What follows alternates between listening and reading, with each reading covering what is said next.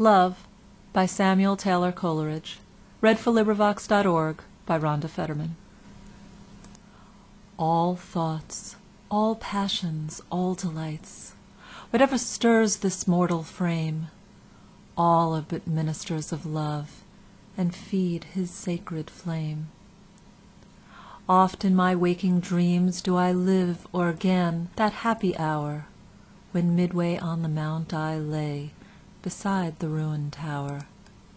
The moonshine stealing o'er the scene had blended with the lights of eve, and she was there, my hope, my joy, my own dear Genevieve. She leaned against the armored man, the statue of the armored knight. She stood and listened to my lay, amid the lingering light. Few sorrows hath she of her own, my hope, my joy, my Genevieve. She loves me best whene'er I sing the songs that make her grieve. I played a soft and doleful air, I sang an old and moving story, an old rude song that suited well that rune wild and hoary.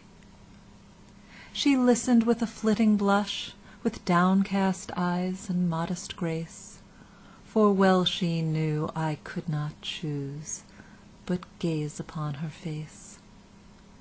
I told her of the knight that wore upon his shield a burning brand, and that for 10 long years he wooed the lady of the land.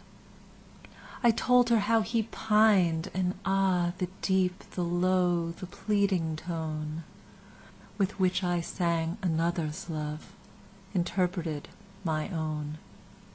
She listened with a flitting blush, with downcast eyes and modest grace, and she forgave me that I gazed too fondly on her face. But when I told the cruel scorn that crazed that bold and lovely knight, and that he crossed the mountain woods, nor rested day nor night, that sometimes from the savage den, and sometimes from the darksome shade, and sometimes starting up at once in green and sunny glade, there came and looked him in the face an angel beautiful and bright, and that he knew it was a fiend, this miserable night, and that unknowing what he did, he leaped amid a murderous band, and saved from outrage worse than death the lady of the land. And how she wept and clasped his knees, and how she tended him in vain, and ever strove to expiate the scorn that crazed his brain, and that she nursed him in a cave, and how his madness went away, when on the yellow forest leaves a dying man he lay. His dying words, but when I reached that tenderest strain of all the ditty, my faltering voice and pausing harp disturbed her soul with pity. All impulses of soul and sense had thrilled my guileless Genevieve, the music and the doleful tale, the rich and balmy eve, and hopes and fears that kindle hope, an undistinguishable throng, and gentle wishes long subdued, subdued and cherished long. She wept with pity and delight, she blushed with love and virgin shame, and like the murmur of a dream, I heard her breathe my name.